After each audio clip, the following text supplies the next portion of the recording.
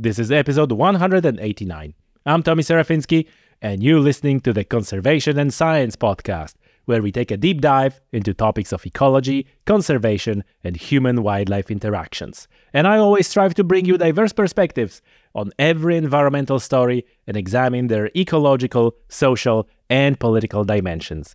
And in this episode, we are going to hit on all three of those, although a little bit indirectly, because the subject of today's episode is climate anxiety. Climate anxiety is something that we hear more often these days.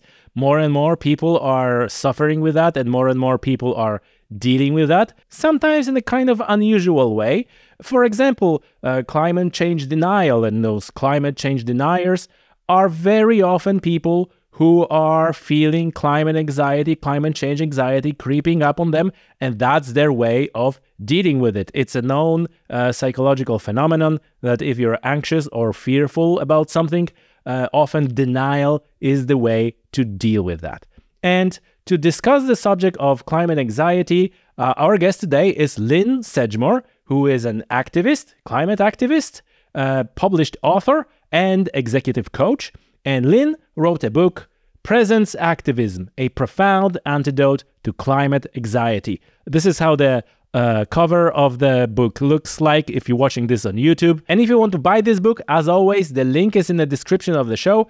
And if you buy this book using that link, you will not only get yourself a book, of course, but you will also support my work, since I will be getting a teensy commission from each sale. Obviously, your price is not changing, so that doesn't cost you anything. So if you want to get that book, go in there in the show notes, there is a link. And if you're not sure if you want to buy this book, listen to my conversation with Lynne Sedgmore. Lynne, welcome to the show. Thank you. I'm delighted to be here. I'm delighted to have you here. And today we are going to talk about the subject that we discussed before on the podcast, but maybe a little bit in passing. And that subject is climate anxiety and everything that's related to that, activism and so on. And like I said, we discussed this subject a little bit in passing, but you literally wrote the entire book on this, titled Presence Activism, a Profound Antidote to Climate Anxiety.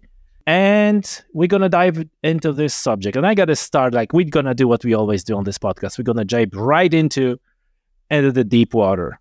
And I am curious, what is your view on something that recently hit the news more than once, the disruptive protests? Just Stop Oil is the maybe most popular, but there's more. There's Last Generation, People Against Fossil Power, Extinction Rebellion, last but not least. And quite often people bring the argument like, oh, they're just turning people away from the cause. This is all bad.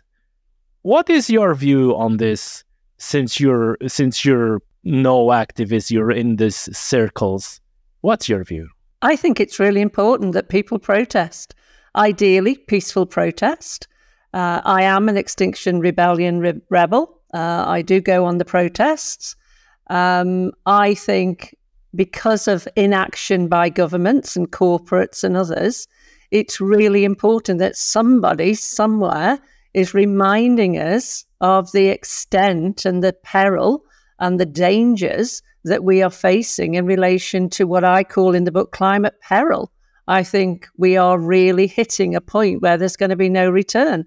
So I don't believe in harming other people, and my presence activism for me stems from peaceful protest. But I think these young people who devote their lives to letting people know about climate change, and I haven't got a lot of sympathy for people who are an hour late for work and go bananas because they were held up for an hour, when these people are actually bringing home a really important and serious message. You don't feel like certain portion of the people affected will be put away to this, like, oh, they just crazy and stuff like that? I think those people are in denial. I think they're putting their own ego needs ahead of a very serious message, and they don't really want to know. So they are finding a way of diminishing what's happening. So personally, everybody needs to wake up and really face it. So no, I'm really quite radical on this. It's like, they are talking about saving the planet. So a minor inconvenience for me it's a level of self-interest that actually for me is why we're in the mess we're in. Yeah, and I just want to add here something that we discussed with different people. There's also something that is called positive radical flank effect. And I think there's emerging evidence that these disruptive protests, which are this radical flank that actually supports the overall cause rather than doing that. And I think these are good people who are doing it out of despair and a sense of what will wake people up, what will make a difference, what will change the action. Extinction Rebellion never set out to be disruptive or violent. Factions of it had got a different view. I was at the big London event when the tube strike and when people were complaining about it. So I can understand that. You always get a more radical faction, but most people that I meet on marches are peaceful, loving, caring people who are at their wits' end as to what will wake people up and what will make a difference. And I can understand, wouldn't do it myself, but I can understand. I mean, you've got little old ladies who look like Quakers, going into museums and tapping things. They're my favourite too, actually. They would not do that unless they genuinely believe the world is in true peril. And what were your feelings when you heard about the lengthy prison sentences for the activists? And I'm horrified. I'm really horrified. I think the fact that we're criminalising in the UK, in England in particular, peaceful protest, that the government has made it almost impossible to give civil disobedience in a manner that is respected and kind of responded to. We've gone to a place that is criminalising, I think, good people who have an important message. Yeah. I was horrified. I was absolutely horrified. Do you think it's going to have a negative effect of having less of those? Well, I think negative. I said negative, but some will say like, yeah, it's positive. That's why they gave it. But obviously, there are two sides of. I don't think anyone. I think it will have the same effect that the early imprisoning and giving severe sentences to the recent riots in England have taken place. I will certainly not ever get arrested now. If I talk personally, I won't take as much risk as I have before because of that. So I think it will stop some people, but I think other people are totally devoted to the cause and will do whatever they believe it takes. But I think it will deter many, many people. Do you know, are these sentences final, or is it appeal process? I assume they can appeal. I'm sure there will be there's always an appeal process, isn't there? So I think we'll wait to see what happens. Gail Bradbrook, one of the co-founders of Extinction Rebellion, she wasn't imprisoned several months ago for the breaking of the window, and then they've got more severe since that. So it'll be interesting to see. I do watch it closely. Yeah. I personally think that these sentences were just off the chart. Yeah. Yeah. Let's leave it at that. They were totally off the chart. And it'll be interesting to see what Labour do now that a different government, because the previous government is the government of law and order and hard crackdowns. So I'll be curious to see what happens around the laws with Labour in power in relation to peaceful protest. How much was it related to the government that is in power, and how much it was the judge itself who decided it? Well, I think the whole ethos from the government has been, we don't want any form of protest, really. So let's clamp down on it. How convenient, huh? Yeah. And then judges have different views, don't they? But on the whole, I think the energy has been more and more, let's clamp down on all forms of protest, including peaceful protest, particularly climate protesters. Okay, thanks for that, Lynne. Appreciate your insight on this, and I thought that this is something it's useful to start this episode, even just to give the people the background of it, because we're gonna talk about climate anxiety, and that actually might add to the climate anxiety that now I can't even protest this stuff because I can go to prison. Listen, in your book, you're suggesting the term climate peril. And I just want to inquire about that, because we had a discussion on this podcast, probably, many years now at this point, where the lady who was working in communication, she identified one of the problems in communication about the climate change was that we used to talk about climate warming, always climate warming, right? And then as the situation develops, we understand that more. Then we see like, some regions getting a lot of rain or some regions getting violent storms. So now it's a climate change. So obviously the part of the public, some people come like, it's supposed to be warming. Look outside, it's not warming. So, and she identified that as a problem, that once you have one thing, you need to have a consistent message. And when talking about the climate change or climate warming or climate breakdown, we don't have that consistent message, but that message changes all the time. And that just, on the basic communication level is not a good thing. You're a communication specialist, among other things. What's your take on this, and why do you decided to go with a new term or different term, climate peril? Okay, I think that's a really good question. I think there is so much data out there. There is so much difference of opinion that you can read all sorts of studies. I got myself in a real kind of a morass of information, and I really understood how people can have very different views than me and how they get there. So I think it becomes almost a personal choice of what you sift through and what you personally, your values and your belief systems and what you resonate with or not. So personally, I think there isn't one way forward. And I think that's part of the difficulty with communication, because there are so many facets. You've got extinction, you've got warming. So the way that I dealt with it for myself in the book is to really say, well, I think there's mitigation, which is really about, setting targets for warming and for the gases and for different aspects, which is originally that warming narrative. And things are happening there or not happening there in terms of governments, but that it's that mitigation that is mostly focused on. But then there's also adaptation, mitigation and adaptation of how you adapt to the effects of those. And then there's a whole narrative that some say you do this, some say you do that. And some are even saying that the adaptation methods are making even more harm into the atmosphere or into the whole situation. And then you've got deep adaptation, which is where I stand, and that's where I'm writing the book from, really, which Jem Bendell has popularized. And I think he does have quite a straightforward message, is that we are already on a trajectory of social collapse.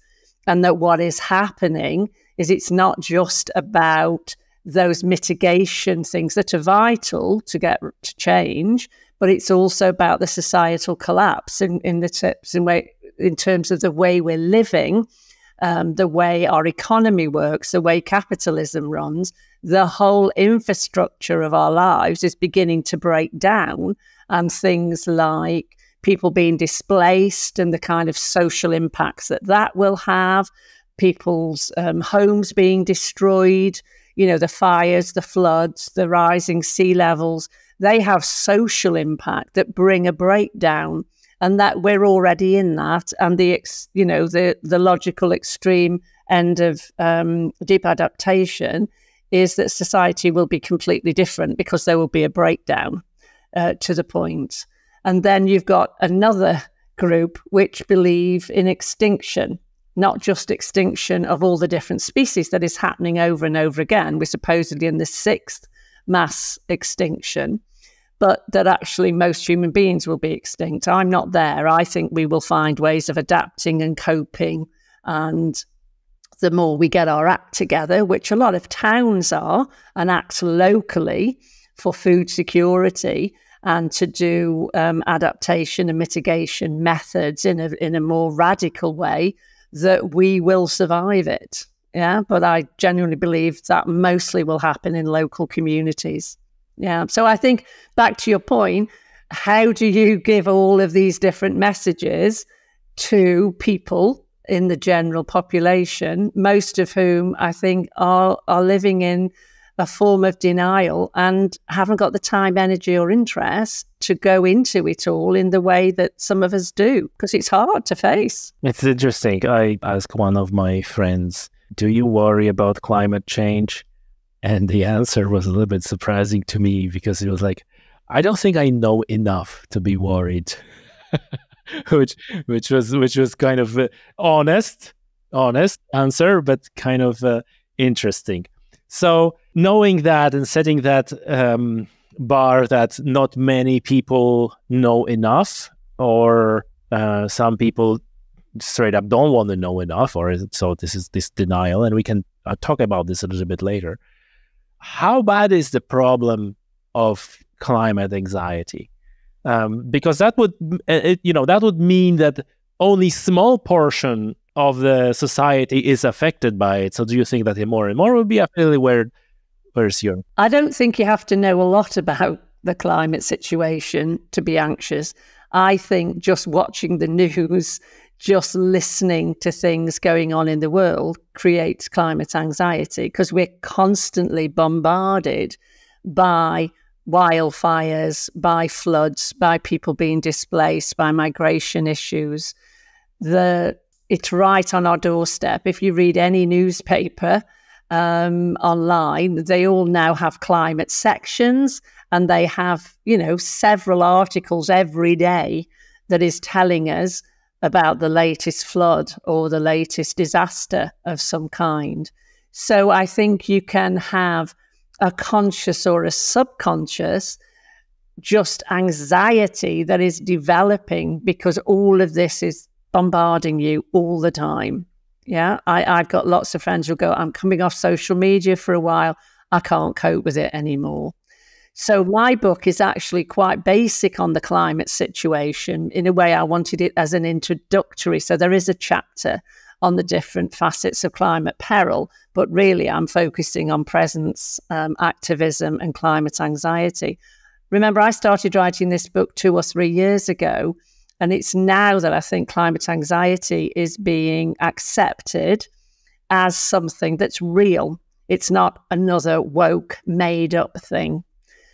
I also think it's important not to pathologize this climate anxiety, because I think it's, on one level, it's a sensible survival instinct and reaction or response to a genuine danger, that is happening to us.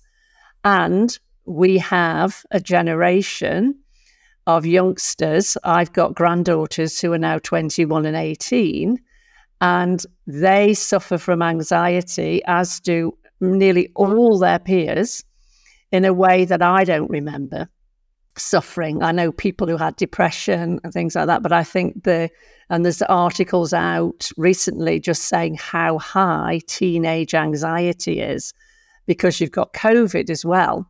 So these youngsters have been affected by climate change. And I say that in the book. What do these youngsters do with hope?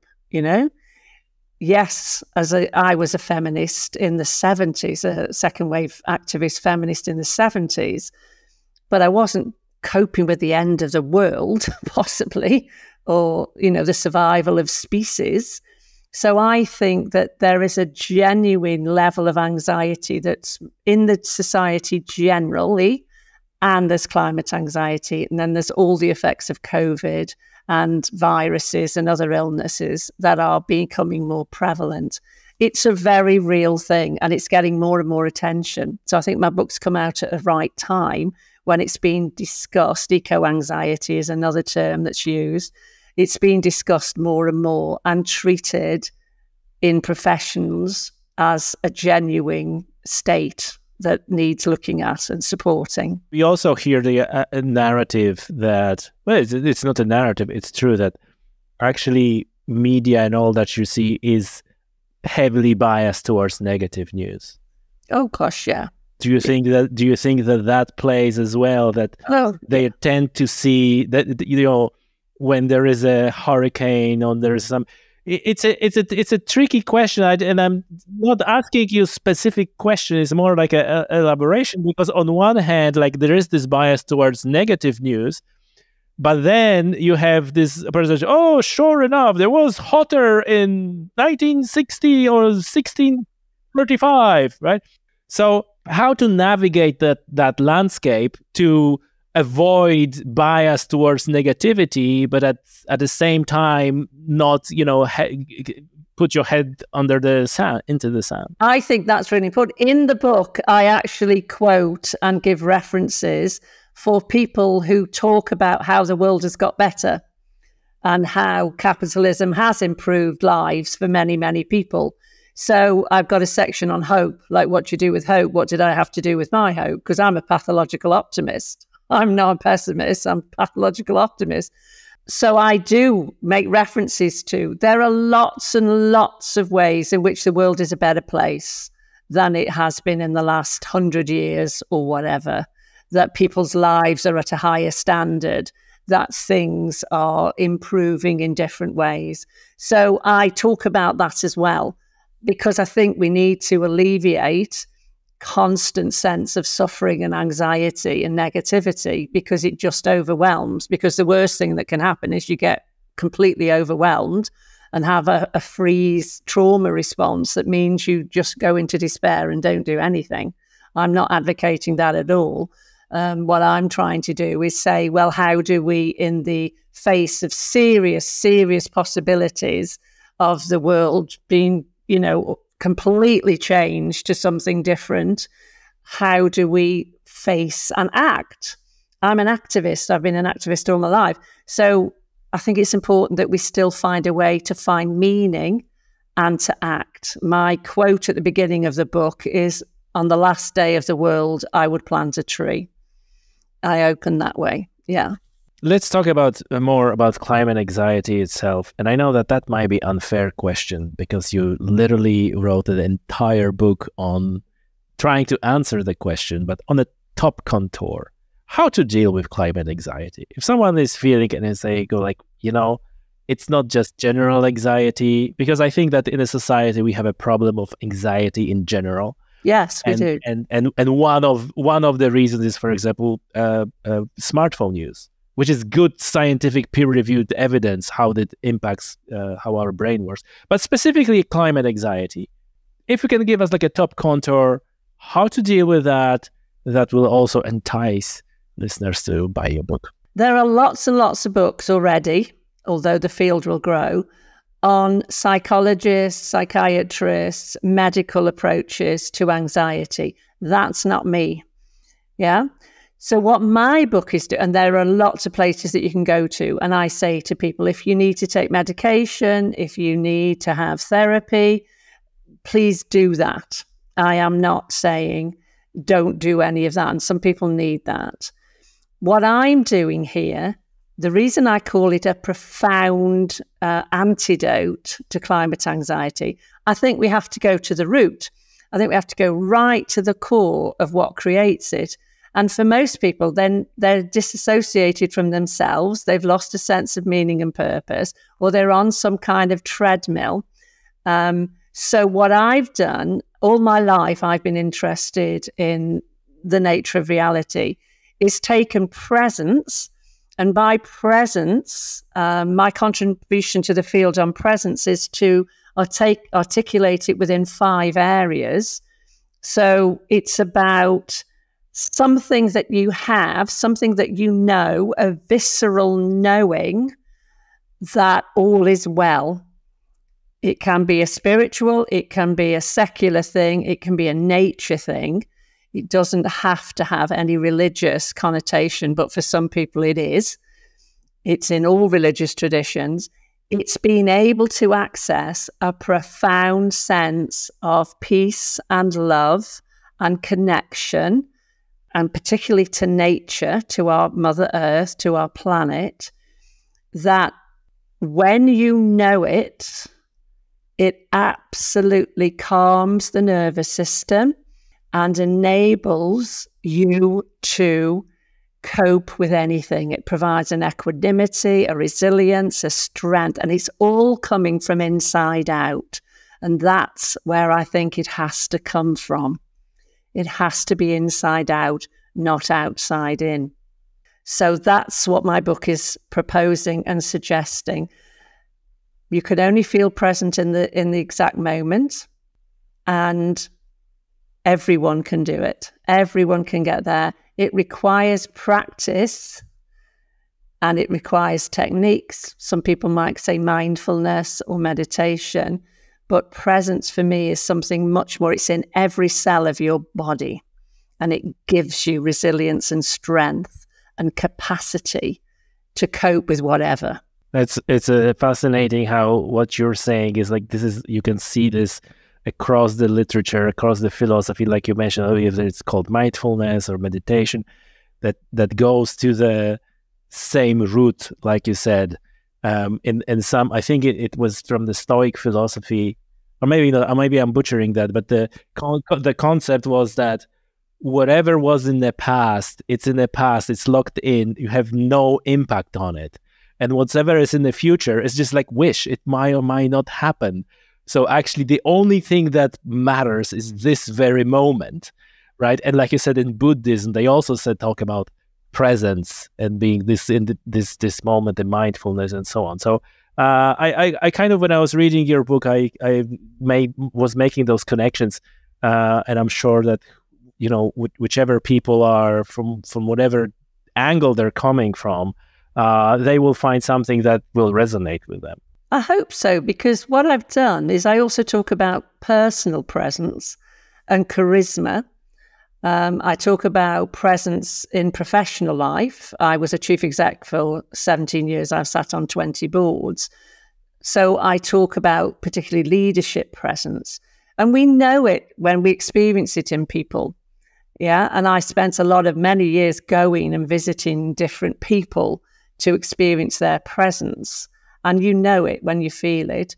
And then I do talk about transpersonal presence, which is something bigger, because for some people, presence is bigger than ourselves. They feel a presence that's beyond themselves.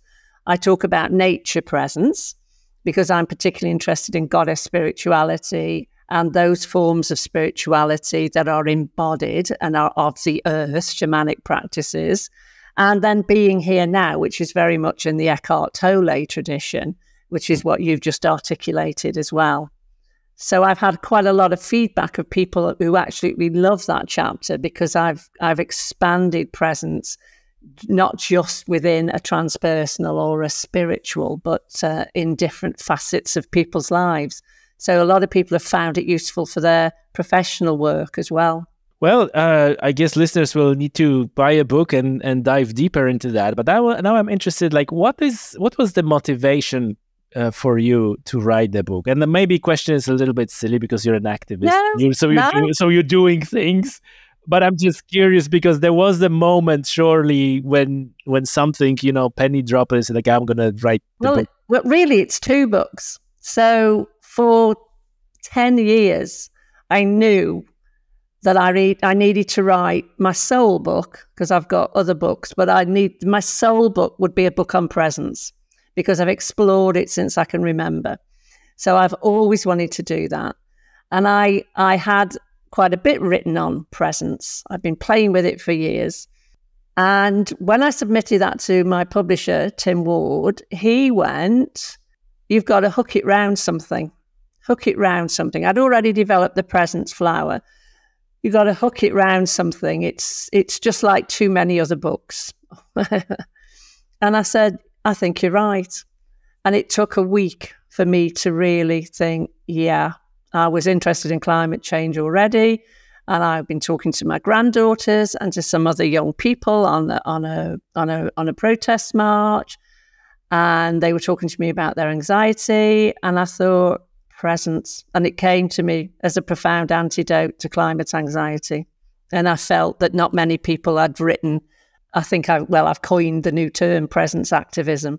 So really, it's 2 books. It's my soul book on presence, and then integrated into climate peril and climate anxiety. So it has a means to an end. So you were overall happy with that suggestion? Or was it like... I was. Yeah. It was like, I hadn't even thought of that. And then I was wondering whether it was like, no, I want to do the book on this. Why are you telling me to add something else? I'm really responsive to feedback. If I'd thought it was wrong and the book was enough in itself, but I thought, no, I think he's right. Yeah.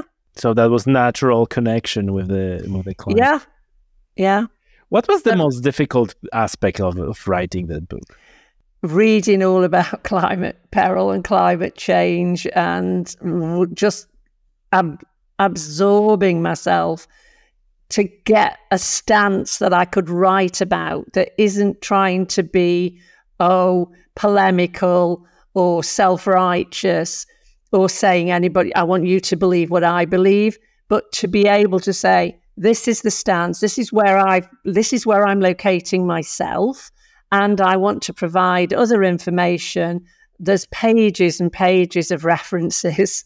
I mean, I read avidly. My husband is very involved as well, so he was actually quite useful. I talked to friends. So I think it was that relentless immersing myself in all the literature and talking to people, because originally I was when I say a denier, I don't mean I've ever denied climate change, but it's like, kind of, put it over there. I'll go and do this social action, or I'll do that. So it was hard for me to immerse myself to that extent, but I felt it was my duty as an older woman. I'm 70 next year. So for me, this is a grandmother and a mother doing what she thinks is important to be in service to future generations. But that was the hardest bit. There's now when you said it, it struck me because I was talking with my colleague, my buddy at some point on the podcast when he wrote a book, also kind of like a spiritual book. And his motivation was to do this for his grandchildren because he thought that they're not getting enough contact with nature from his parents, and he's like a hunter and angler.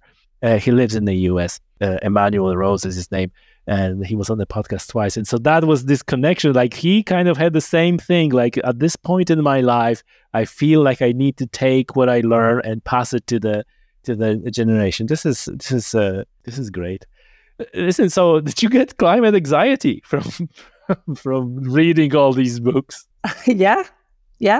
I'm not particularly anxious. Yeah, I'm more somebody who deflects and acts. So I would overact, and then I might feel a bit of anxiety afterwards. Yeah, there were points when I felt very anxious about the state of the world, more for the future generations than me. If I died tomorrow, I would have had, I'm 69 this year. I would have had a good life and done lots of things. So I don't feel anxious for me. It's for my grandchildren, my great nieces and nephews as they're coming along. That's really, so I feel anxiety for them. Yeah. Sometimes I write about that in the book. Sometimes I'm sitting looking at the babies or the youngsters or sitting with my grandchildren, and I just get this real sense of sadness or overwhelm of what they have to cope with. And so that's part of writing the book. Yeah. What is the thing that stuck in your mind? What was that you didn't realize that, this is that bad? I think Jem Bendell had the most impact on me in terms of fully to really take on board deep adaptation. You have to accept that society is going to collapse in some shape or form, not disappear, but will collapse and have to reform. And that's quite scary. So reading his work, and he's a scientist, but what was interesting for me, he added reverence as his fifth R. So a lot of the scientists have also turned to being present, to adopt a way of being that they thought was woo-woo before or not helpful. But to deal with that extent, they've turned to it. And that helped me and reassured me that actually I was really on to something there. If scientists travel that journey, because they're the least likely to, then that was. But it was really, really accepting the grief that comes with what will be lost or what we are losing. And for me, it's a bit like when I went to the Holocaust Museum, just man's inhumanity to man, I should say people's inhumanity to people, how people can, out of greed or self-interest, not do the right things. For evil to prevail, it's enough if good people do nothing. Yeah. And there are people who are doing, building their own safe places, etc., and they've got money that they could be making different things happen. Governments aren't doing enough.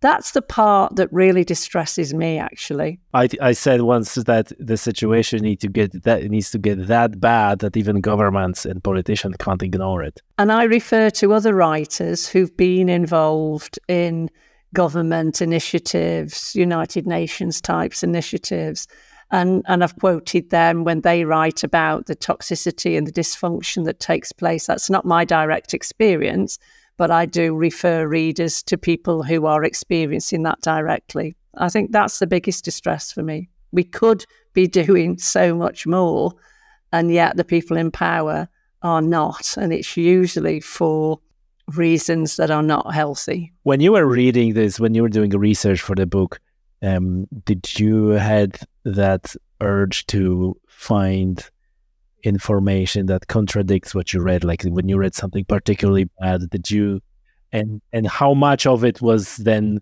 debunked, quote unquote? Yeah, no, I did. I didn't include it in the book. Actually, I had to take out 50,000 words. So I had got a lot more. The whole book's about 66,000. At one point, it was 150,000 words. And then I realised I had too much on the climate information, that this wasn't a book about climate information, and there were people better equipped than me to write that. So yes, I did. And I can see why some people believe that. There were times when I looked at it and thought, I'm not qualified to know if this is accurate or not. So that's why I'm saying I don't judge anybody for their views. I can see now why a lot of people go to different views. I don't have a conspiracy mindset personally, but I can see if you do, how some of that information, it's perfectly reasonable that people have beliefs that are complete opposite to mine and how they can get there. Yeah. And how we fact check, how we know where the truth lies. I mean, there was a point where my head, I was literally going, my brain hurts now. How do you actually locate yourself within this? And then I did. And that was hard. That took a while. So I did look at other literature. I wrote about it, but the book needed to be around 60,000. So yeah, I remember that evening where I had to dump a lot of words. It's hard. It's really hard as a writer to do that. Right. Yeah. It's like your baby, and now you're... Absolutely. Yeah. Yeah. You're a very empathetic person, Lynne, because you said these things like, oh, I understand people, how they might. And, that I think that's the point. I made a video about that as well, to say like, hey, we should like, the last thing we should do is we should try to ridicule people and say like, oh, you're stupid or whatever, because there is something going on in their lives that put them in this and not the other place, and they believe in chemtrails or whatever else. Well, I live in Glastonbury. I live in Glastonbury town, just outside Glastonbury town, which is full of so many different, highly individualistic, full of the spectrum of beliefs and views is from, right over one end, right to the other end. And I enjoy that. I do, actually. I like different views, as long as we're not ridiculing or harming or denigrating each other. I love those kinds of discussions. Oh, that's where the progress is made, where the people have a different view. Right, we need to meet, we need to talk, we need to learn. Lynne, I want to talk to you about the particular, once we're on this subject of the denial, and Ariel, we mentioned about fear, and we talked about it briefly on the top of the show. I feel like some portion of people who are in denial, that really stems from the fear. And this is something that I can identify with as well, because I understand like how you like to find information that will, debunk all these climate alarmists. Of course. Because otherwise there is this monster that you have to cope with. In your experience, how prevalent that is, how big of a portion of denial really stems from the fear that is maybe not articulated fully? Well, I come from the position that we can either live our lives through fear primarily or through love. Yeah. And for most people, they live their lives unconsciously in fear, and they're into self-protection. I've done my work, my inner work, to move more and more towards trust, basic trust in the universe, and to try and do everything from love, really. But we have to do our work in order to do that, because if you've had lots of life knocks or terrible things happen to you, it's very hard to get out of fear. So I think it's a significant.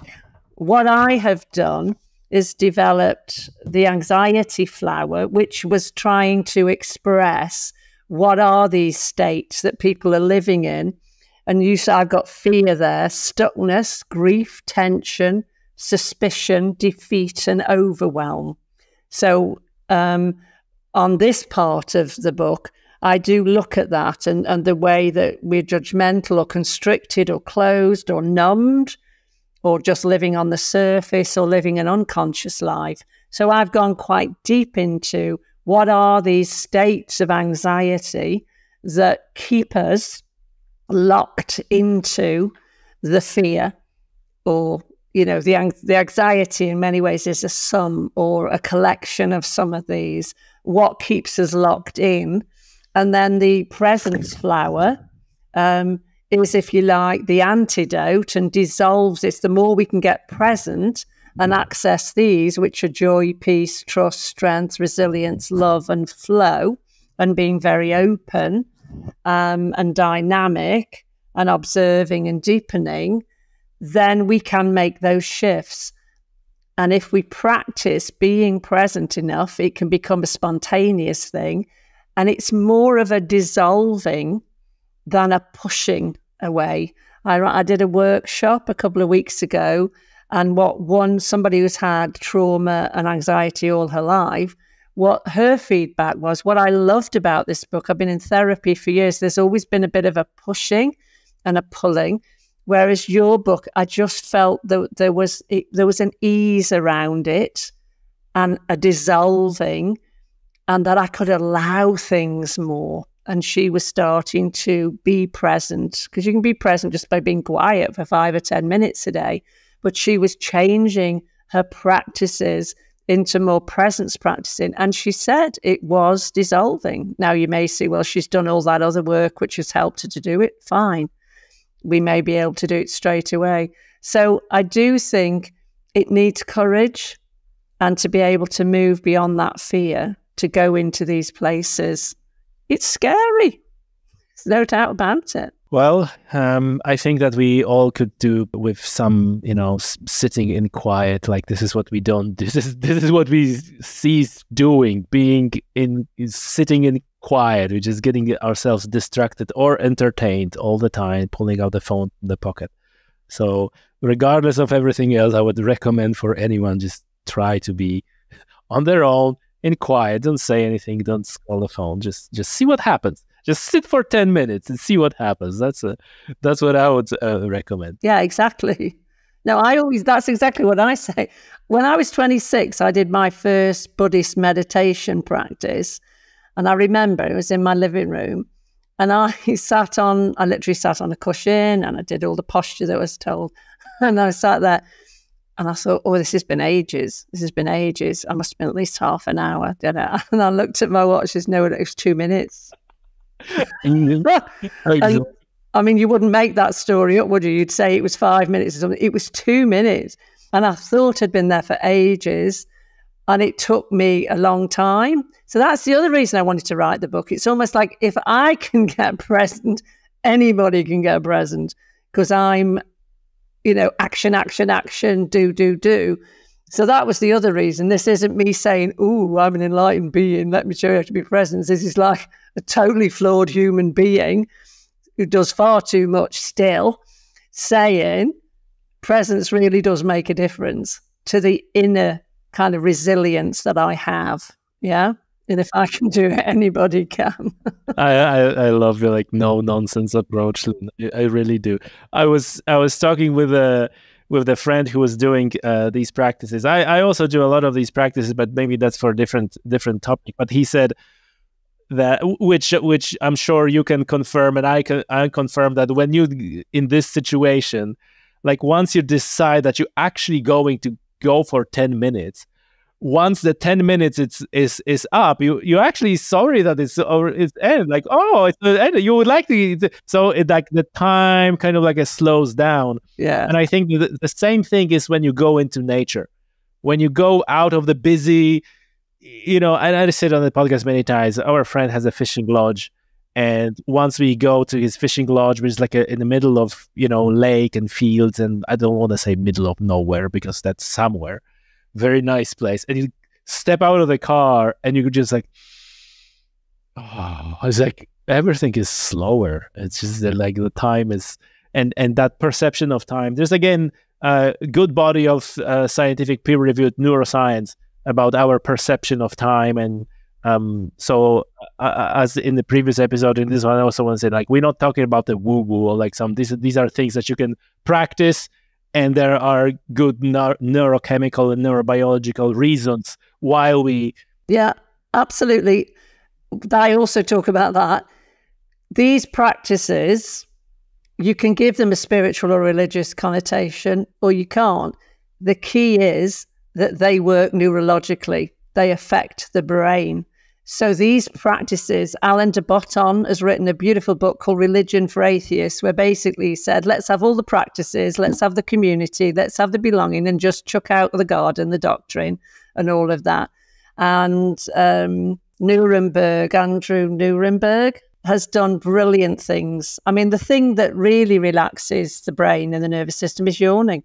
That does really well. So these practices are calming the nervous, and I've got an appendix on that again, so you can go elsewhere for that. That isn't what the book is about, but what we can also look at is how these practices are calming our nervous system, self-regulating our nervous systems. So whether you have any kind of connotation to them, it doesn't matter. Just do them because they'll affect. This is what I like about Buddhism, that this is not really religion.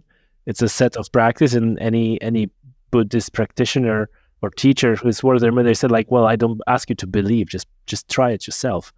And I like it because it's you go to the gym, you're not asking anyone to believe that your bicep will grow. Just to get the dumbbell and start practicing, you'll see it will grow. And this is the same thing. Just start practicing, you'll see it. You don't have to believe. Exactly. Yeah. Listen, this is great.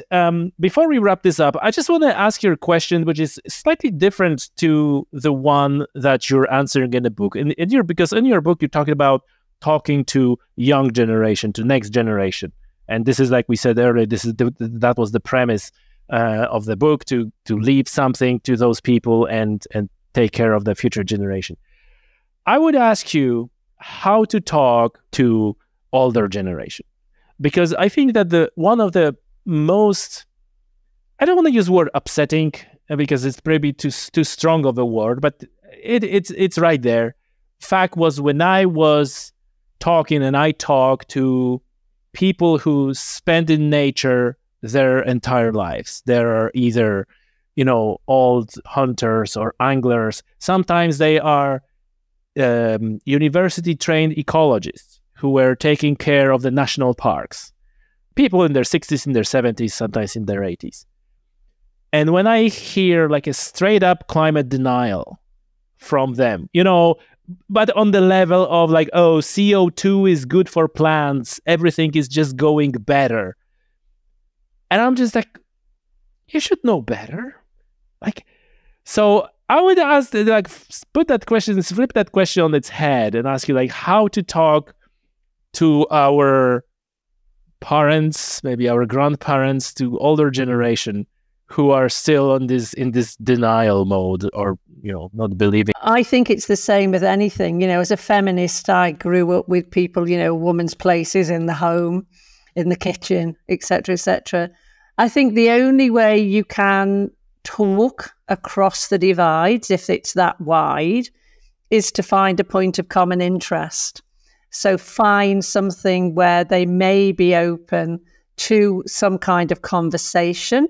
It may be that the wildfires or some, so there's something that is in their experience that you can inquire into with them. I'm a Ridwan student, so I come from a spiritual tradition where it's all about inquiry. It's all about curiosity and inquiry. You don't judge, you inquire as to, well, where did you get that from? How do you come to that view?